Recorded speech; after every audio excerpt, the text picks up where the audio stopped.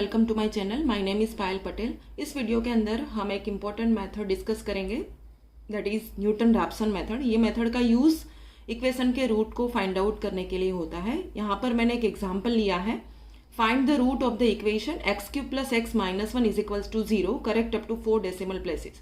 सो सबसे पहले हमें क्या करना चाहिए, हमारा जो आंसर है वो हमें 4 decimal places correct up to चाहिए। ठीक है, तो हम टोटल 5 डिजिट तक लिखेंगे पॉइंट के बाद।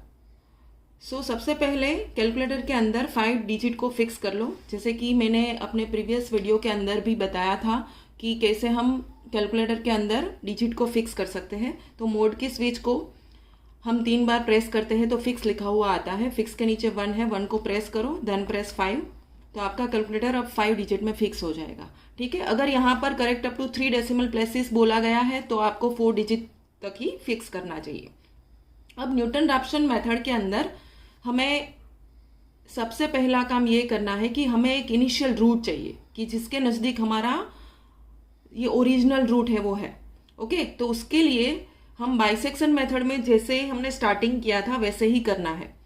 मतलब कि हमें क्या करना है, x = 0 सबसे पहले हम पुट करेंगे, फिर x = 1, x = 2 ऐसे करते जाना है। कब तक करते जाना है, जब तक हमें 2 ऑपोजिट पेयर ना मिल जाए।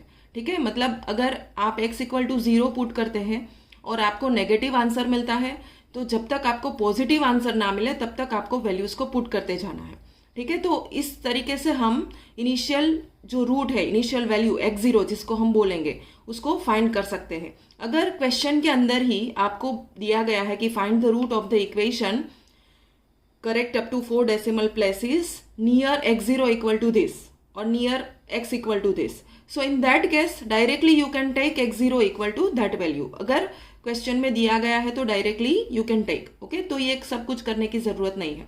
तो यहाँ पर कुछ भी नहीं दिया है, तो हम स्टार्ट करते हैं। सबसे पहले हम क्या करेंगे, late f of x = x³ + x - 1। अब हमें x = 0 सबसे पहले पुट करना है। Put x = 0। Okay, so we get 0³ that is 0 + 0 - 1 that is -1. So if we put x = 0 then we get -1 answer. Now we put x = 1, next value. Put x = 1 in the equation. Then we get f of 1 = 1³ + 1 - 1, that is 1³ + 1 - 1. So 1 1 cancel, then 1. So which is positive answer. Okay, तो हमें एक negative और एक positive answer चाहिए था, ये मिल गया। तो यहाँ पर हम अपनी प्रोसेस को स्टॉप करेंगे। ओके, अब हमें x = 2 यहाँ पर पुट नहीं करना है। अगर हमें x = 1 के लिए नेगेटिव आंसर मिलता तो उस केस में हम x = 2 को पुट करेंगे। अब हमें एक नेगेटिव और पॉजिटिव आंसर मिला, इसका मतलब हमारा जो रूट है वो x = 0 एंड x = 1 के बीच में रहेगा। So we write that the root lies between 0 and 1। Okay, तो आप 0 और 1 के बीच में से कोई भी नंबर को x0 ले सकते हैं। So here we are taking let x0 = इसका मिड पॉइंट दैट इज 0.5। आप 0.4 को भी ले सकते हैं, 0.6 किसी को भी लो, आंसर फाइनल आंसर सेम ही आएगा। ठीक है, so let us take x0 = 0.5। This is our initial root, ये हमारा पहला इनिशियल रूट है। अब ये मेथड के अंदर जो मेन फॉर्मूला है उसके अंदर हमें ये फंक्शन का डिफरेंशिएशन का यूज करना है। तो सबसे पहले हम इसका डिफरेंशिएशन निकालते हैं। Here the function is x³ + x - 1। ठीक है, अब ये पोलिनोमियल है। पोलिनोमियल के अंदर हमें x⁴n वाला कोई भी एक टर्म होगा, ये x⁴ भी हो सकता है, x⁵ भी हो सकता है, कुछ भी हो सकता है। तो आपको डायरेक्टली इसका जनरल फॉर्मूला पता होना चाहिए। What is the differentiation of x⁴n, जैसे कि अगर आपको x⁴n, x की कोई n पावर है तो उसका डेरिवेटिव होता है n x⁴n - 1। ये पावर को आगे लेना है और एक पावर को कम करना है। ठीक है, तो इस फॉर्मूला के अकॉर्डिंग टू अगर हम इसका डिफरेंशिएशन निकालें तो हमें मिलता है f' x = 3 is the power, right. तो 3 आ जाएगा और एक पावर कम होगी, तो ये हो गया 3x² प्लस x का with respect to x differentiation क्या होता है 1, क्योंकि x की पावर 1 है, 1 आगे आएगा, x⁻1 - 1 दैट इज 0, और किसी की भी 0 पावर तो 1 ही होती है, तो x का with respect to x differentiation 1 हुआ, और किसी भी कांस्टेंट टर्म का डिफरेंशिएशन 0 होता है। यहाँ पर 1 है, 2 होगा, 3, 4, 5 कुछ भी नंबर हो यहाँ पर, तो उसका डिफरेंशिएशन होता है 0। ठीक है, तो हमें मिला f' is equals to 3x² plus 1। Okay, तो ये हमारा फंक्शन है, ये फंक्शन का डिफरेंशिएशन है। अब हम इसका जो मेन फॉर्मूला है न्यूटन रैप्सन, उसका यूज करेंगे। ओके, तो फर्स्ट इटरेशन सबसे पहले करते हैं। फर्स्ट इटरेशन के अंदर हम x0 का यूज करके x1 निकालेंगे। तो x1 का क्या फॉर्मूला है? x1 का फॉर्मूला है x0 minus f of x0 upon f'(x0). Okay, this is the main formula of Newton Raphson method, ये आपको याद रखना है।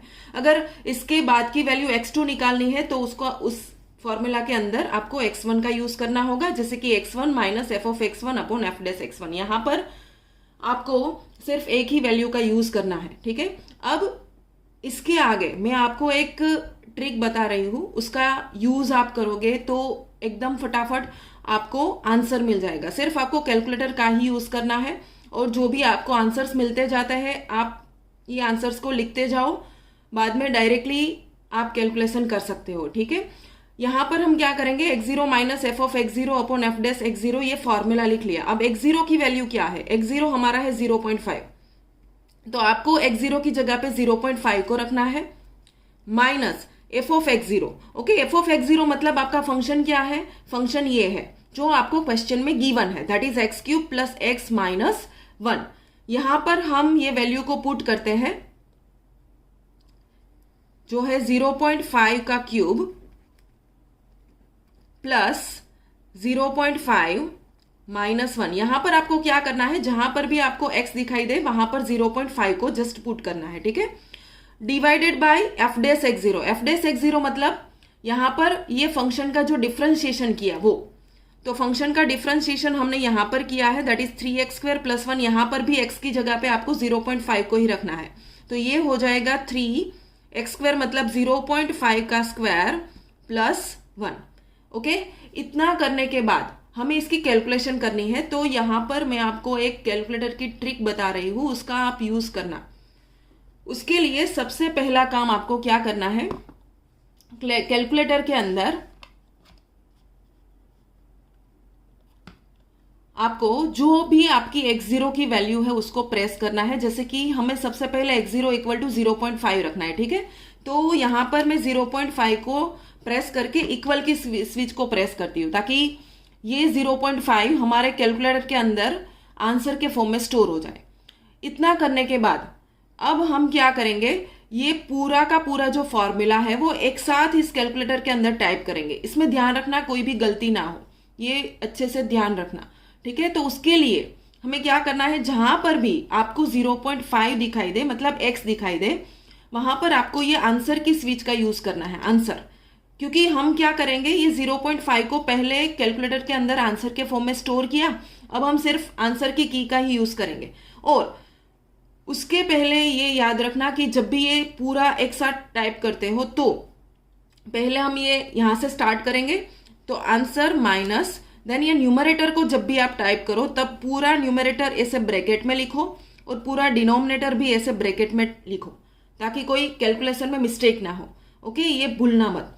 तो अब हम टाइप करते हैं आंसर माइनस, अब ब्रैकेट करेंगे, देन 0.5 क्यूब प्लस 0.5 माइनस 1। तो आपको सिर्फ क्या करना है, जहां पर भी 0.5 है वहां पर आंसर की।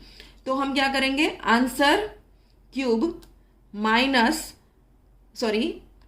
Plus answer minus 1। Okay, bracket को ओवर करो, देन डिवाइड की स्विच, देन अगेन ब्रैकेट, ये डिनोमिनेटर को ब्रैकेट में लिखना, वो है 3 answer square plus 1। Okay, bracket over.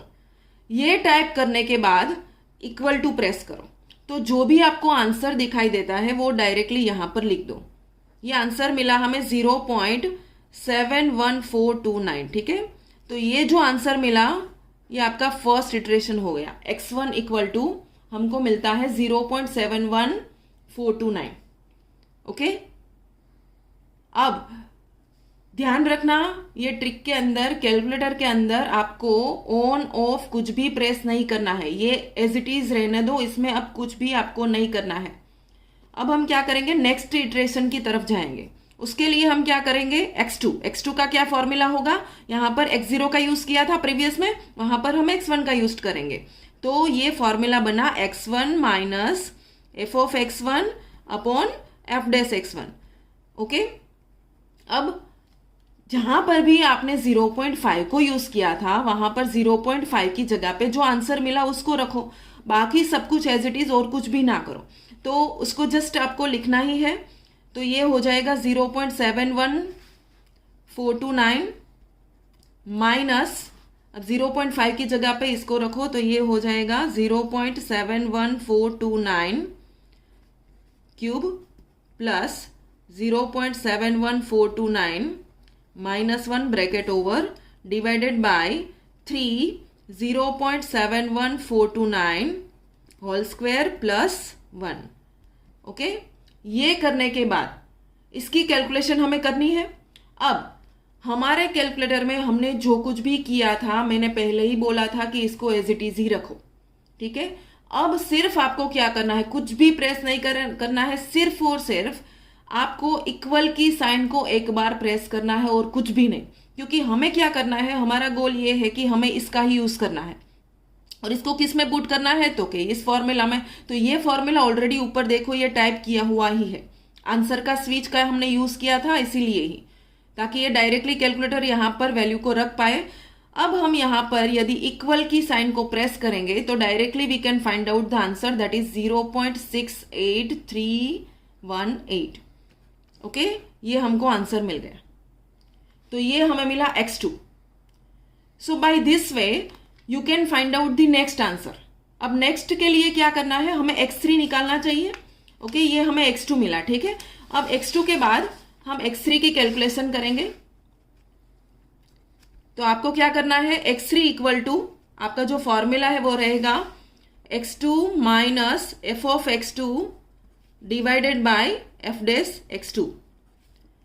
अब आपको क्या करना है, x2 की वैल्यू को यहां पर रखो, जैसे कि प्रीवियस में हमने यहां पर क्या किया था कि जो x1 की वैल्यू थी 0.71429, ठीक है, उसको रखा था। अब हमारी जो x2 की वैल्यू जो है वो यहां पर पुट करो। तो वो स्टेप आप इजीली लिख सकते हो। ठीक है, वो मैं यहां पर नहीं लिख रही हूं, लेकिन आप इजीली लिख सकते हो। तो directly you can write that. अब कैलकुलेटर में डायरेक्टली क्या करना है आपको, सिर्फ और कुछ भी नहीं, हमें पुट तो ये करना था, तो ये डायरेक्टली कैलकुलेटर कर देगा। हमें सिर्फ इक्वल की साइन को ही प्रेस करना है। तो हमें मिला 0.68233। इसके बीच का स्टेप आप खुद लिख सकते हो। Okay, that is 0.68233। ओके, तो प्रीवियस में हमें जो आंसर मिला था वो था 0.68318। यहां पर हमें मिला 0.68233। हमें correct up to 4 decimal places तक चाहिए, तो अभी भी हमें आगे करना पड़ेगा। तो नेक्स्ट इटरेशन हम करेंगे x4 का। उसका फॉर्मूला क्या होगा, x3 minus f of x3 upon f dash x3। अब इसमें क्या करना है, आपको x3 की जगह पे इस वैल्यू को पुट करना है। तो ये स्टेप आप जो प्रीवियस में मैंने लिखा था वैसे लिख सकते हो इजीली। यहां पर सिर्फ आपको क्या करना है, ये जो रिसेंट वैल्यू मिली उसको पुट कर दो जस्ट। ठीक है, और कैलकुलेटर के अंदर क्या करो, सिर्फ और सिर्फ आपको ये इक्वल की साइन को प्रेस करना है। ओके, तो अगर आप इक्वल की साइन को प्रेस करते हैं तो आपको सेम आंसर मिलता है। देखो, you are getting the same answer, that is 0.68233। Okay, अब आप यहां पर कैल्सी में देख सकते हो कि आप चाहे कितनी भी बार इसको प्रेस करो, you are getting the same answer. That means कि आपको आपका रूट मिल गया। हमें क्या चाहिए था, हमारा root correct up to 4 decimal places तक, और हमें ये मिल जाता है 0.6823। यहां पर भी सेम आंसर मिला 0.6823। अगर यहां पर सेम नहीं आता है तो आप आगे x5 को भी फाइंड आउट कर सकते हैं। ओके, तो finally we can write the sentence, that is the root is 0.6823 correct up to 4 decimal places.